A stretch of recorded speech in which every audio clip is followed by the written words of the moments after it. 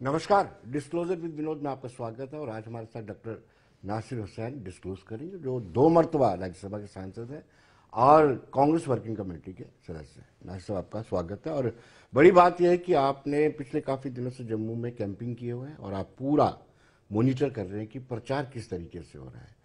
प्रचार आपके लिहाज से किस डायरेक्शन में जा रहा है? अगर हम बात करें इंजीनियर रशीद की बात करें या फिर पाकिस्तान के डिफेंस मिनिस्टर की बात करें, जम्मू कश्मीर में चुनाव में पाकिस्तान का रोल बड़ा भूमिका रह जाती है। देखिए, जम्मू कश्मीर में चुनाव 10 साल के बाद हो रहे हैं और वो भी सुप्रीम कोर्ट के डायरेक्शंस पे चुनाव हो रहे हैं। ये ना तो मोदी जी ना भाजपा अपने मन से ये चुनाव करवा रही है। अब यहाँ पे उनको पता है कि 10 साल में उन्होंने जो बेहाल किया है जम्मू कश्मीर में, ऑफिस ऑफ गवर्नर इस्तेमाल करके जिस तरह से लूट मचाया था उन्होंने, जिस तरह से यहाँ पे करप्शन के केसेस हुए थे, ये सारी चीज़ को लेके यहाँ की आवाम उनको वोट देने वाली नहीं है, ये उनको पता है। इसीलिए भारतीय जनता पार्टी छोटे मोटे पार्टियों को, इंडिपेंडेंट्स को उठा के बिठा के यहाँ चाहती कि वो इंस्टेबल गवर्नमेंट बने, किसी को मैंडेट ना मिले। साथ ही साथ जो नॉन इश्यूज हैं, जिनका जो स्टेक होल्डर्स नहीं है जम्मू कश्मीर के इलेक्शन में, जो यहाँ के लोग नहीं हैं, तो उनके बयानबाजी पे यहाँ पे एक हवा क्रिएट करना चाहती है। हम चाहते हैं मूल मुद्दों पे, जम्मू एंड कश्मीर के लोगों के एस्पिरेशंस पे, उनके विजन पे, उनके आने वाले कल पे, आने वाले यहाँ के आवाम के मुद्दों पे चुनाव हो। पाकिस्तान के डिफेंस मिनिस्टर के बयान ने क्या कांग्रेस को डेंट किया है? उससे कोई फर्क नहीं पड़ता। देखिए, इस तरीके के बयानबाजी अक्रॉस द बॉर्डर होते ही रहते हैं। हम लोग हमेशा फोकस्ड होते हैं हमारे मुद्दे पे, हमारे इश्यूज पे, हमारे मैनिफेस्टो पे, हमारे विजन पे, हमारे गारंटीज पे, और यहाँ की आवाम क्या चाहती है, उनकी क्या स्थिति है। 10 साल से यहाँ पे डायरेक्टली और इनडायरेक्टली भाजपा का रूल रहा है, उनका शासन रहा है। तो उनको चाहिए कि वो 10 साल में उनका रिपोर्ट कार्ड क्या रहा है, क्या उन्होंने काम किए, कितने पुल बनाए, कितने स्कूल बनाए, कितने हॉस्पिटल्स बनाए, कितने रोड बनाए, कितना इन्वेस्टमेंट लाया, कितने जॉब्स क्रिएट किए, कितना इंफ्रास्ट्रक्चर डेवलपमेंट यहाँ पे हुआ है। इस चीज़ पे बहस होना चाहिए। ये इमोशनल मुद्दे, ये नारे, जुमलेबाजी, हेलो स्लोगन्स में अपना चुनाव लड़ना चाहते हैं, लेकिन हम लोग फोकस किए सिर्फ यहाँ के आवाम के मुद्दों पे। लेकिन डॉक्टर साहब, सवाल ये उठता है कि जब आपके अलायंस ने अपना मैनिफेस्टो जारी किया, आपको उस वक्त तुरंत रिएक्ट करना चाहिए था कि हम इन मुद्दों पे इससे इत्तेफाक नहीं रखते हैं। लेकिन मीनवाइल आपके मौन समर्थन ने भाजपा को काफी समय दे दिया आपको किसी तरीके से डैमेज करने के लिए। देखिए, भारतीय जनता पार्टी हमेशा इन मुद्दों पे ही चुनाव लड़ती है, इमोशनल मुद्दों पे ही चुनाव लड़ती है, डिविजिव मुद्दों पे चुनाव लड़ती है, पोलराइजिंग टैक्टिक्स अपनाती है। हमारा एकदम साफ है। अब नेशनल कॉन्फ्रेंस का अपना एजेंडा है, अपना मैनिफेस्टो है, कांग्रेस पार्टी का अपना मैनिफेस्टो, अपने गारंटीज हैं। लेकिन अलायंस है, प्री पोल अलायंस है। इलेक्शन में जब चुनाव के रिजल्ट आएंगे और जब जीत के हम लोग आएंगे, उस टाइम पे हम लोग कॉमन मिनिमम प्रोग्राम बनाएंगे और कॉमन मिनिमम प्रोग्राम के तहत हम लोग जम्मू एंड कश्मीर में शासन चलाएंगे। हमारे मुद्दे क्लियर हैं, गारंटीज हम लोगों ने अनाउंस किया है, हमारा मैनिफेस्टो हम लोगों ने अनाउंस किया है। हमारे पास एकदम क्लैरिटी से हम चुनाव लड़ रहे हैं। और इसके बाद में, चुनाव जीतने के बाद में, सरकार बनने के बाद में, जो केंद्र सरकार से जो डिमांड करना, केंद्र सरकार से जो लड़ाई लड़ना, यहाँ के लोगों के लिए जो है फुल स्टेटहुड की लड़ाई लड़ना है, कि लोगों के लिए सेपरेट बजट के लिए लड़ाई लड़ना है, कि लोगों के लिए पैकेज के लिए लड़ाई लड़ना है, कि लोगों के लिए स्पेशल स्टेटस के लिए लड़ाई लड़ना, ये कांग्रेस पार्टी बोलती आई है, हमारे एजेंडा में है, हमारे मैनिफेस्टो में, और लड़ते रहेगी। लेकिन कांग्रेस पार्टी ने नेशनल कॉन्फ्रेंस के आगे सरेंडर क्यों कर दिया? आपको पता है कि जो इस वक्त की गवर्नमेंट है उसने बहुत सारे ब्लेंडर किया। एज पर क्यों आपके मुताबिक बहुत सारी गलतियां की हैं जिसका खामियाजा इनको उठाना पड़ सकता है, लेकिन उसके बावजूद आपने नेशनल कॉन्फ्रेंस को 52 सीटें दे दी और आप खुद 32 पे लड़ रहे हैं। देखिए, आप लोग को पता है कांग्रेस पार्टी एक हिस्टोरिकल पार्टी है इस देश के अंदर। अपनी उसका अपना एक वजूद है, उनका अपना एक उसकी अपनी एक हिस्ट्री है। हम देश के कोने कोने में हम लोग हैं, लेकिन उसके साथ साथ में आज की मौजूदा परिस्थितियां देश में क्या है उसको भी देखना पड़ेगा। पॉलिटिक्स में कभी कभी सैक्रिफाइसेस भी करना पड़ता है, कभी कभी कॉम्प्रोमाइजेस भी करना पड़ता है। आज देश में हालात क्या है? देश में एक ऐसी फोर्स उभर के आई है जो देश की यूनिटी को थ्रेटन कर रही है, इनकी डाइवर्सिटी को थ्रेटन कर रही है। हमारे कॉन्स्टिट्यूशन खत्म करने की बात करती है। डेमोक्रेसी तो ऑलरेडी पिछले 10 साल में मोदी जी के रूल में खत्म हो गया। यहाँ पे एजेंसीज द्वारा रूल किया जाता है, डराया धमका जाता है, ईडी, आईटी, सीबीआई का इस्तेमाल होता है। बात करने की, यहाँ पे एक्सप्रेशन करने की, क्रिटिसाइज करने की, आलोचना करने की फ्रीडम नहीं दी जाती है। ये पूरे वातावरण जो क्रिएट हुआ इसी में इंडिया अलायंस बना था और उसका रिजल्ट भी एक हिसाब से आया। 20-25 सीट अगर हमें और आते तो हम सरकार में और केंद्र सरकार में हम रहते हैं। ये पिछले 20 साल से जो है कोएलिशन एरा की पॉलिटिक्स इस देश में चल रही है। तो उसमें हम लोगों को कुछ स्टेट्स में छोटे भाई बनना पड़ रहा है, कुछ स्टेट में बड़े भाई बन के पड़ रहा है। अब जैसे 2 स्टेट में चुनाव लड़ रहा, हम बहुत मजबूत हैं हरियाणा में हम कम्युनिस्ट पार्टीज को एक सीट दिए हैं, बाकी के हम जो है अपने दम पे वहाँ पे चुनाव लड़ रहे हैं। और यहाँ पे हम लोग को अलायंस इसलिए करना जरूरी था, 10 साल का जो मिस गवर्नेंस और मिस रूल था, तो इसमें हम चाहते थे कि भाजपा को किसी भी तरह से यहाँ पे उखाड़ के हम फेंकें, उनकी जम्मू एंड कश्मीर के स्टेट से बाहर रखें, ताकि जम्मू कश्मीर की आवाम की और उनके आने वाला कल बेहतर करवाएं उसको। और जम्मू कश्मीर में कश्मीरियत और जम्मू कश्मीरियत की अपना जो कल्चर है उसको बचाने का हम काम करें। लेकिन डॉक्टर साहब, जब ये इन्होंने मैनिफेस्टो जारी किया तब मुझे लगता है तुरंत आपको स्टेटमेंट देनी चाहिए थी कि गवर्नमेंट फॉर्मेशन के बाद एक कॉमन मिनिमम प्रोग्राम बनेगा, ताकि बीजेपी को ना मौका मिल जाता। बीजेपी बार बार ये पूछ रही थी कांग्रेस को अपना स्टैंड क्लियर करना चाहिए कि वह 2 झंडे जम्मू में चाहते हैं, 2 संविधान चाहते हैं। क्या कांग्रेस चाहती है कि दोबारा से आतंकवाद आए? देखिए, हम कॉमन मिनिमम प्रोग्राम की हमारे अध्यक्ष मल्लिकार्जुन खड़गे साहब ने वो बात रखी है, राहुल जी ने बात रखी है, कई हमारे लीडर्स इस बात को रख रहे हैं। और दूसरी बात हम लोगों ने क्लियर किया है कि बॉर्डर स्टेट्स होते हैं, अब नॉर्थ ईस्टर्न स्टेट्स में आर्टिकल 371A से लेके जे तक, आसाम, अरुणाचल प्रदेश, मेघालय, हिमाचल प्रदेश और नागालैंड, मिजोरम, इवन मेरे स्टेट में कर्नाटका में भी स्पेशल स्टेटस दिया गया है। करीब 6 डिस्ट्रिक्ट को स्पेशल स्टेटस दिया गया है, उसमें मेरी कॉन्स्टिट्यूंसी भी वहाँ पे आती है। बैकवर्ड एरिया को दिया गया। आज बिहार और ये सरकार जो मोदी जी की जो सरकार जो बनी है, ये स्पेशल स्टेटस के मांग पे ही इनको सपोर्ट मिला है। पता है आपको, बिहार और आंध्र प्रदेश दोनों भी स्पेशल स्टेटस और स्पेशल पैकेजेस की मांग कर रहे हैं। उनको इन्होंने वादा करके सरकार बनाई, अगर वो वादा नहीं किए होते तो ये सरकार नहीं बनती। तो जो एरिया बॉर्डर में होता है, जो एरिया को थ्रेट रहता है, यानी जो एरिया में तरक्की नहीं हुई होती है, वैसे एरियाज को स्पेशल स्टेटस और स्पेशल पैकेजेस दिए जाते हैं। हम लोग उसकी मांग कर रहे हैं। देखिए, अल्टीमेटली यहाँ के लोगों की खुशी हमारी खुशी है, यहाँ के लोगों की हिफाजत हमारी खुशी है, यहाँ के लोगों की तरक्की हमारी खुशी है। तो उस लाइन में जो चाहे हम उनको करने के लिए रेडी हैं। लेकिन जब इस वक्त सियासत का म्यार इतना गिर चुका है कि हम रेवड़ियों पर ज़्यादा भरोसा कर रहे हैं, कोई 300 यूनिट दे रहा है, कोई 250 यूनिट दे रहा है, कोई सिलेंडर मुफ्त दे रहा है, कोई महिला को 3000 रुपये प्रति माह दे रहा है, क्या इससे हमारी अर्थव्यवस्था पर इम्पैक्ट नहीं पड़ेगा? देखिए, हम लोगों को ये सोचना चाहिए, कोई भी डेमोक्रेटिक स्टेट एक वेलफेयर स्टेट होता है। और वेलफेयर किसका? सारे लोगों का वेलफेयर होता है, लेकिन उन लोगों का जिनको बिल्कुल कुछ नहीं मिल रहा है। अब जो अपनी पैदाइश पे ही डिसएडवांटेजियस पोजीशन में पैदा होते हैं, वो जात का हो सकता, वो पिछड़ेपन का हो सकता, वो कल्चर का हो सकता, वो समुदाय का हो सकता, वो गरीब फैमिली में हो सकता, ऊंची जात में पैदा होते हैं लेकिन गरीब फैमिली में पैदा होते हैं।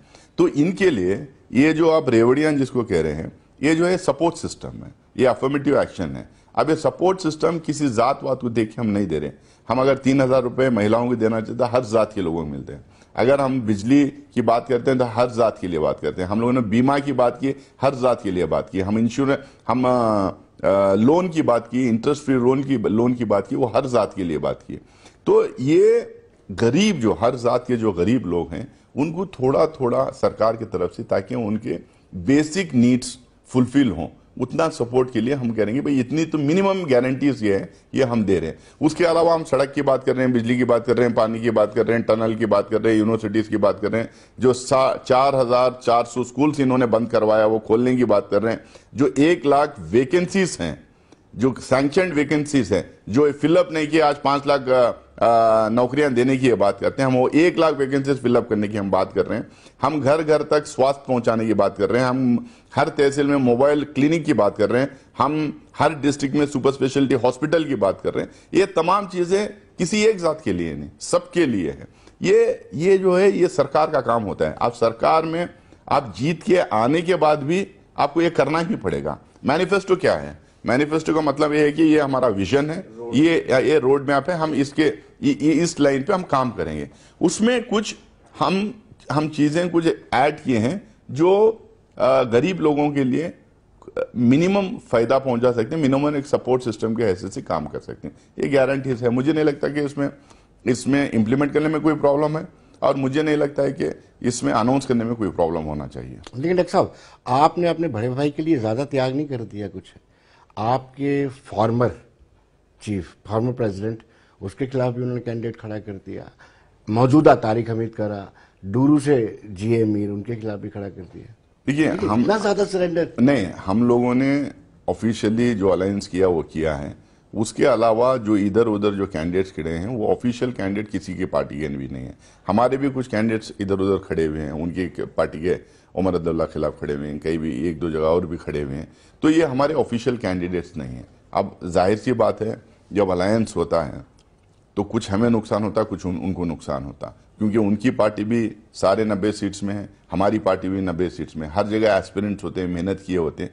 अब पॉलिटिकल रीजंस की वजह से जब अलायंस होता है तो कुछ लोगों को सैक्रिफाइस करना पड़ता है। उसमें कुछ लोग सैक्रिफाइस करके पार्टी में काम करते हैं, कुछ लोग डिफाई करके कहते हैं नहीं, हमको चुनाव लड़ना, हमारा वो एम है, हम वहाँ पे तैयारी की थी करके बिल्कुल वो लड़ते हैं। बट वो ऑफिशियल हमारे कैंडिडेट्स नहीं है, और कई जगह हम लोगों ने एक्शंस भी लिया है। टिकट डिस्ट्रीब्यूशन में कहीं ना कहीं लोगों में रिजेंटमेंट है, जो एस्पिरेंट होते हैं, स्वाभाविक सी बात है, हर पार्टी में, वैसा कांग्रेस में भी है। वो कितना नुकसान? देखिए, जब केक का हिस्सा छोटा हो जाता है तो कुछ ही लोग को अकोमोडेट कर सकते हैं। अब जाहिर सी बात है, जब कुछ लोग को अकोमोडेट कर सकते हैं तो कुछ लोग नाराज भी होते हैं, कुछ लोग डिससेटिस्फाइड भी होते हैं। अब उन लोगों को हम लोगों ने बात किया है। अब स्पॉइल्स ऑफ वॉर मतलब आपने पढ़ा होगा। अब मैं ये नहीं कहूँगा कि स्पॉइल्स ऑफ वॉर टाइप हम बाद में डिस्ट्रीब्यूट करेंगे, लेकिन जो पार्टी में काम कर रहे हैं, जो पार्टी के लिए वफादार, लॉयल और आइडियोलॉजी की लाइन पे चले हुए हैं, जो एक लंबे अरसे से सेवा कर रहे हैं, हम सरकार में आएंगे तो हम will take care of all of them. Doctor Nasir, वाकई में आपको लगता था कि संविधान को खतरा है, या संविधान की आड़ में आपने डराया है पिछड़े वर्ग को? देखिए, आपको एक बात समझना चाहिए। ये 1947 में जब हमारी कंट्री को फ्रीडम मिला था, हमने कहा था हर तरीके का फ्रीडम देंगे, और वो फ्रीडम किसी और के ऊपर इम्पिंच नहीं होगा, किसी और को हार्म नहीं करेगा, किसी और का खतरा नहीं पैदा होगा। बोलने की, खाने की, पीने की, कपड़े पहनने की, शादी करने की, अपना घर बनाने की, नौकरी करने की, बिजनेस करने की, हर तरीके की आज़ादी रहेगी। गवर्नमेंट का मिनिमम कंट्रोल होना चाहिए, गवर्नमेंट लॉस बनाना चाहिए, उसको रेगुलेट करना चाहिए। अगर अब गवर्नमेंट को लगता है कि वो भले लोगों से चुन के आई होंगी, अब वो कैसा चुन के आ रही थी उसके ऊपर भी क्वेश्चन मार्क है, मैं उस डिबेट में अभी नहीं जाऊंगा। मैं अभी कहूंगा कि लोग उनको मैंडेट दिए थे। मैंडेट देने के बाद में अगर आपको लग रहा है कि हमको मैंडेट दिया, हम कुछ भी कर लेंगे, हमको मैंडेट दिया, हम जो चाहे कर सकते हैं, तो और उन्होंने जो किया, आप मुझे बताइए, मैं आपको लिस्ट दे देता हूं, जितने अपोजिशन पार्टीज के लोग इनके पार्टी में गए हैं, इन सब के ऊपर केसेस थे। सीबीआई, ईडी, आईटी, सीबीसी, कोई ना कोई केस रहता था। वो हमारी पार्टी में जब रहते हैं या किसी और अपोजिशन पार्टी में रहते हैं, वो तो दागी बन जाते हैं, वो टेंटेड बन जाते हैं, करप्ट बन जाते हैं। जैसे ही उनको डरा धमका के एजेंसीज द्वारा इनके पार्टी में शामिल किया जाता है, अब पता नहीं कौन सी लॉन्ड्री इनके पास रखे हैं, जैसे उनके पार्टी में मेंबरशिप ले लेते हैं तो लॉन्ड्री में वॉश हो जाते हैं, वो साफ सुथरे हो जाते हैं, और उनको एमएलए बनाते हैं, एमपी बनाते हैं, मंत्री हम बनाते हैं, हमने मुख्यमंत्री भी बनाए हैं आसाम में। तो मेरा कहना ये है, ये एजेंसीज को मिसयूज करके अपोजिशन पार्टीज को डराना धमकाना है। सिर्फ डराना धमकाना नहीं, आप देखिए कर्नाटका में जब कांग्रेस की और जेडीएस की सरकार थी तो क्या हुआ, सेम ईडीआईटी को इस्तेमाल करके 16 लोगों को वहां से हटाया। मध्य प्रदेश में क्या हुआ, महाराष्ट्र में तो पार्टियां तोड़ दी इन्होंने, और जो पार्टियां जिन जिन लोगों से तोड़ी उन सबके ऊपर इन्होंने फाइल खोली हुई थी। आज आसाम का मुख्यमंत्री कहां से है, उनके खिलाफ केसेस नहीं थे जब कांग्रेस पार्टी में थे। सुवेंदु रॉय महाराष्ट्र में, उनके खिलाफ कितने बड़े केसेस थे, आज वो जैसे ही भाजपा ज्वाइन कर ले सब क्लीन। तो ये जो कॉन्स्टिट्यूशन को मिसयूज करने का काम है, कॉन्स्टिट्यूशन में फेरबदल करने का जो कोशिश की जा रही है, पार्लियामेंट में बोलने नहीं देते, माइक ऑफ हो जाता है, सस्पेंड किए जाते हैं। आपने कभी सुना कि 75 साल की हमारी पार्लियामेंट्री डेमोक्रेसी में 156 एमपीज को सस्पेंड किया गया। अरे भाई, जो उनकी सिक्योरिटी के लिए, जो पार्लियामेंट की सिक्योरिटी नहीं देते, पार्लियामेंट में जो स्मोक बॉम्ब्स लेके 2 लोग चले गए थे, भाजपा एमपी द्वारा परमिशन लेके गए थे, ना उसको सस्पेंड की, ना उसके ऊपर इंक्वायरी हुई। और जब वो सिक्योरिटी की मांग, एमपीस अपने खुद की सिक्योरिटी की मांग कर रहे थे, तो उनको सस्पेंड किया जाता है, बोलने नहीं दिया जाता है, हुटिंग होता है, और जो लोग प्रिसाइड करते हैं वही बोलना शुरू कर देते हैं उनके खिलाफ। मतलब व्हाट इज दिस? और अपोजिशन पार्टीज को ऑन बोर्ड नहीं लिया जाता। हमने बार बार कहा, ये चाइना वाले मुद्दे पे इतना वो अंदर आ गए थे, वहां पे गूगल इमेजेस है, ग्राफिक इमेजेस है, सारी दुनिया की इंटेलिजेंस को पता है कि कई 100 किलोमीटर अंदर चाइना आ गई, पुल बने, घरें बने, उनकी ऑफिस बनी है, झंडा गाड़ा हुआ है, स्किमिशस हुए हैं, स्कफल्स हुए हैं, लेकिन उसके बावजूद भी सरकार कह रही कि हम किसी से बात नहीं करें। हम कह रहे हैं कि अपोजिशन पार्टीज को ऑन बोर्ड लो, ठीक है, पार्लियामेंट में मत डिस्कस करो, सिक्योरिटी का मामला है, लेकिन अपोजिशन पार्टीज को ऑन बोर्ड लेना चाहिए, कोई बातचीत नहीं। डिप्यूटी स्पीकर पिछले 10 साल से नहीं, लीडर ऑफ अपोजिशन देने 10 साल से मना किए हुए थे। अब जाके राहुल गांधी जी, अब क्योंकि अब दुनिया को बोल नहीं सकते तो वो बनाए। तो ये सारा चीज जो है ना, complete subversion of democratic process हमारे देश में 10 साल से चल रहा है। और ये 400 की जो मैं सबसे बड़ी बात कह रहा हूँ कि 400 का जो ये नारा दिए थे 400 पार का, ये क्या है 400 पार का नारा? आपको तो 272 चाहिए ना सरकार बनाने के लिए। आज तक पिछले 75 साल में कोई भी पार्टी नंबर का नारा नहीं दिए, हमेशा कहती थी हमें फुल फ्लेज मेजोरिटी दीजिए, हमें एक तरफा मेजोरिटी दीजिए। मैं भी कह रहा हूं, कल प्रेस कॉन्फ्रेंस में कहा कि जम्मू कश्मीर में एक साइड मेजोरिटी दीजिए ताकि ये बाद में उसमें गड़बड़ ना करे। 400 का नारा यही था कि उनको 407 सीट चाहिए कॉन्स्टिट्यूशन बदलने के लिए। रिजर्वेशन की आज यहां आके बात कर रहे हैं। Reservation one of the very important factor हमारे देश का है, देश की पिछले अब हिस्टोरिकल रीजन है उसके लिए, SC ST के लिए, OBC के लिए। अब ये हटाने की मांग कौन कर रहे थे? इनके RSS के चीफ अभी जो मौजूदा हैं उन्होंने किया, डॉक्टर मोहन भागवत साहब। उसके पहले राजा भैया ने किया, अनंत कुमार हेगड़े कर्नाटका के MP उन्होंने किया, इनके यूपी के एक MP और 2 MLAs किया, राजस्थान के 2 MLAs किया। ओपन कॉल, और इनके सोशल मीडिया में था, आप हमें 400 दीजिए, हम कॉन्स्टिट्यूशन बदलेंगे, रिजर्वेशन खत्म करेंगे। और ये ओपन डिबेट था, हम लोग कानों में थोड़ी जाके बोल रहे थे, हम पार्लियामेंट के अंदर बोले, बाहर बोले, पब्लिक रैलीज में बोले, और फैक्ट है ये। अगर इनको मिलते सीट्स तो उसी दिशा में चलते। डॉक्टर साहब, आप कह रहे हैं कि 10 सालों में डेमोक्रेसी का गला घोट दिया गया, लेकिन जब कर्नाटक और हिमाचल में आपकी सरकार बनती है तब डेमोक्रेसी प्रिवेल करती है, EVM भी ठीक होता है तब।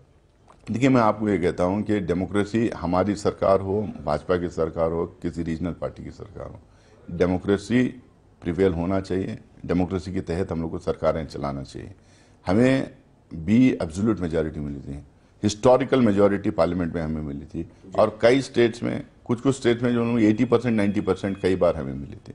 लेकिन हम लोग कभी, ठीक है, केसेस हुए होंगे, एंटी इनकम्बेंसी होगी, हमारे खिलाफ नैरेटिव बिल्डअप हुआ होगा, हम लोग गला घोटने का, इंस्टीट्यूशंस को इस्तेमाल करने का, एजेंसीज को इस्तेमाल करने का, डराने का, धमकाने का काम कभी नहीं किया। अगर वैसा होता तो आज भाजपा ये लेवल पे आती ही नहीं थे। हम तो जितने आ रहे थे लीडर सब हमारी पार्टी में ले लेते थे। हम लोगों ने कहा कि जो मिनिमम लेवल ऑफ डिबेट और डिस्कशन पब्लिक डोमेन में होना चाहिए, पॉलिटिकल डिस्कोर्स पब्लिक डोमेन में होना चाहिए, जो जनता जिसको वोट दे वो आगे बढ़े। इमरजेंसी को कैसे देखते हैं? क्या देखिए उसका हम देखिए उसके हमारी पूर्व अध्यक्ष सोनिया गांधी जी ने उन्होंने उस पे उनका स्टेटमेंट आया था, माफी मांगे थे। उसमें कांग्रेस पार्टी के द्वारा नहीं किए थे या हमारे वर्कर्स ने नहीं किए थे।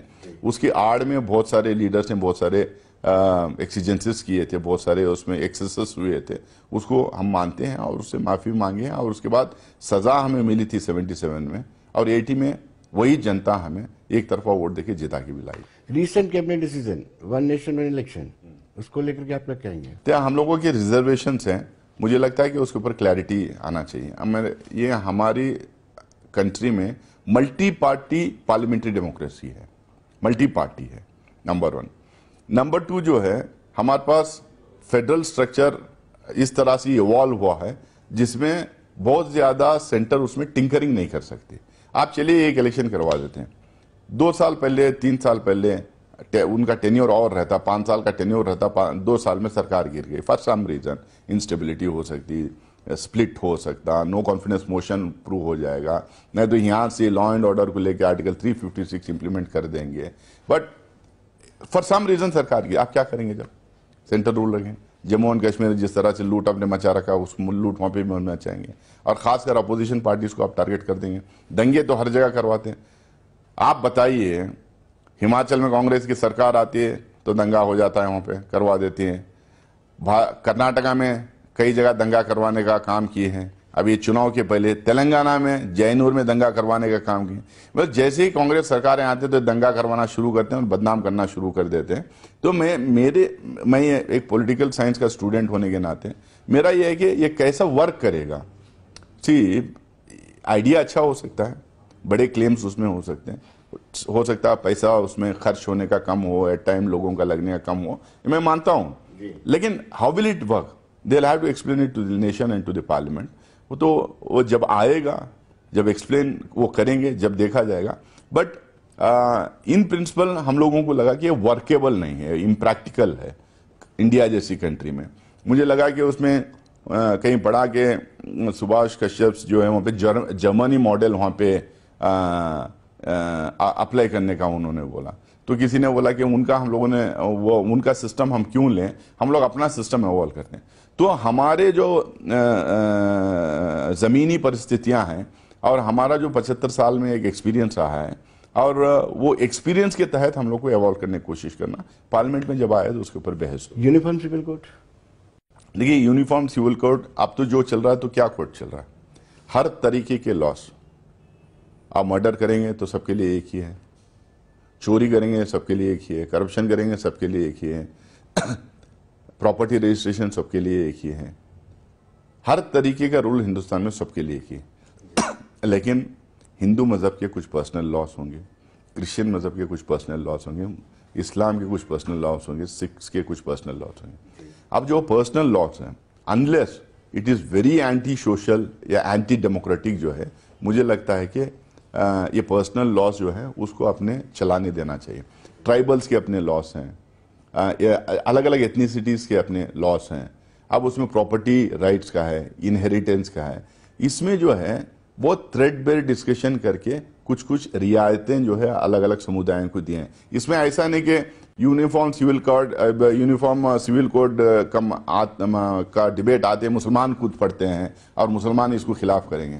मुझे लगता है ट्राइबल्स को इसमें प्रॉब्लम है, हिंदूज को इसमें प्रॉब्लम है, इसमें दलित्स को प्रॉब्लम है, इसमें क्रिश्चियंस को प्रॉब्लम है, इसमें अलग अलग एथनिसिटी के लोगों को प्रॉब्लम है, बुद्धिस्ट को प्रॉब्लम है। क्योंकि जो है हमारा कॉन्स्टिट्यूशन हमें राइट देता है कि हम अपने मजहब के हिसाब से हम जिंदगी करें, उसको प्रैक्टिस भी करें, प्रीच भी करें, प्रोपोगेट भी करें, और उसके कुछ जो पर्सनल लॉस हैं उसके हिसाब से हम जिंदगी करें। अगर कोई आप कल मुझे ये कह दें कि हम एक ऐसा लॉ लेके आते हैं जिसके तहत जो है आपको अपने मजहब का जो प्रीचिंग्स है उसको छोड़ना पड़ेगा, तो मुझे नहीं लगता कि ना हिंदू छोड़ेगा ना मुसलमान छोड़ेगा, सबको अपने लॉ चाहिए। बाकी के सारे लॉ जो है सबके लिए इक्वली एक्वेलेबल है। एक्चुअली जो है हमारे कंट्री में बहुत ही साइंटिफिक तरीके से एक लॉ सिस्टम चल रहा है, उसको टिंकरिंग अब उसमें भी क्या होगा देखिए, अब उसमें भी अब वन नेशन वन लॉ की जो यूनिफॉर्म सिविल कोड में अब one nation one law implement आप करने की कोशिश करेंगे, तो आपको जो आज़ादी एक माइनॉरिटी को दिए वही आज़ादी मेजॉरिटी को देना पड़ेगा, जो मेजॉरिटी को कम्युनिटी के आदमी को देंगे वही आज़ादी देना पड़ेगा। इसमें बहुत सारा मुझे लगता है कि प्रॉब्लम्स होंगे, उसको टिंकरिंग करने की कोशिश नहीं करना चाहिए। आम सहमति से जितने बन सकते हैं उतना बनते जाना चाहिए। मुझे लगता है कि जब किसी भी डेमोक्रेसी मैच्योर होते जाती, प्रॉस्पर्स करते जाती, तो देश प्रोग्रेस करते जाता और उसके ऊपर कंसेंसस बनते चले जाते। डॉक्टर साहब, आखिरी सवाल, समय का मैं, आपकी भी फ्लाइट है, आखिरी सवाल आपसे ये पूछना चाहूँगा, कश्मीर इश्यूज को लेकर के रिजॉल्व करने के लिए आपने जो भी किया, और मुझे लगता है कि वो थोड़ा अपीज टाइप का था, जिसमें आपने अलगाववादियों को सिक्योरिटी भी दी, उनके बच्चों को रोजगार भी दिया, ये थोड़ा सख्त कर उससे हालात में बदलाव आया है। देखिए, एक तो जम्मू कश्मीर में जो परिस्थिति थी उसका एक हिस्टोरिकल रीजन है, बॉर्डर स्टेट है, डिस्प्यूटेड बहुत सारे डिस्प्यूट्स इसमें रहे हैं। अब हम लोग जो है हमारा एम नॉर्मलाइज करने के लिए, कंप्लीटली इंटीग्रेशन इसको करवाने के लिए उस लाइन में जो कुछ हम लोग कर सकते थे किए। साथ साथ में कुछ उस टाइम पे जो परिस्थिति जो पैदा होती है किसी एक गिवन पॉइंट ऑफ टाइम पे, उस टाइम पे उसको रिजॉल्व करने के लिए जो डिसीजन लेना वो डिसीजन लिए। लेकिन हमारा एक एक डिसीजन देश के हित में रहा है, एक एक डिसीजन जम्मू कश्मीर की आवाम के हित में रहा है। हम लोगों ने किसी भी हालत में और किसी पॉइंट ऑफ टाइम में इसको इंटरनेशनलाइज करने के फेवर में नहीं थे। हम लोग हमेशा ऑफर्स किए हैं, हम जम्मू कश्मीर के लिए हमेशा खड़े रहे। हम Jammu Kashmir as a territory के साथ में जम्मू कश्मीर के आवाम के लिए भी हम खड़े हुए हैं। हम इसको जो है अपने पर्सनल राजनीति के लिए या नहीं तो हमारी पार्टी का यहाँ पे पावर में लाने के लिए हम लोगों ने कोई इंसिडेंट हो या कोई माहौल हो, हम लोगों ने उस तरह बनाने की कोशिश नहीं की।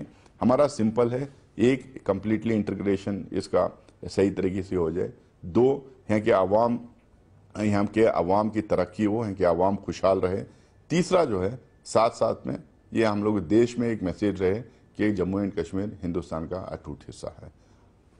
डॉक्टर साहब बहुत बहुत शुक्रिया आपका। बहुत बहुत शुक्रिया आपका। तो दर्शकों बने रहिए देश दुनिया की खबरों के लिए और मुझे दीजिए इजाजत। नमस्कार।